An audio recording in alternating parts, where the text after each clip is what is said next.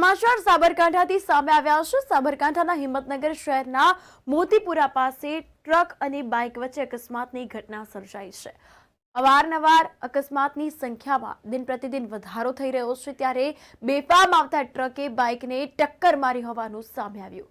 Bike પર સવાર મહિલાનું ઘટના સ્થળે જ કમકમાટીભર્યું મોત નીપજ્યું। આ અંતર્ગત બાઇકને ટક્કર મારી ટ્રક ચાલક ત્યાંથી ફરાર થઈ ગયો, તો ઘટના સ્થળે લોકોના ટોળેટોળા ઉમટી પડ્યા હતા અને પોલીસ સ્થળ પર પહોંચી અને આ અંગે તપાસ હાથ ધરવામાં આવી છે। તો આ અંતર્ગત વાત કરવામાં આવે તો બેફામ ટ્રક ચાલકો વિરુદ્ધ લોકોએ આ અંગે હોબાળો મચાવ્યો છે। લોકોમાં બાબતે એક ચર્ચા ઊભી થઈ છે। આ અંતર્ગત પોલીસ દ્વારા અને તંત્ર દ્વારા આ બાબતે નક્કર પગલાં ભરવામાં આવે તેવી લોકમાંગ પણ ઉઠવા પામી છે અને આ અંગે પોલીસ હાલમાં સ્થળ પર તપાસ શરૂ કરી રહી છે અને આ અંગે તપાસનો ધમધમાટ ચાલુ છે।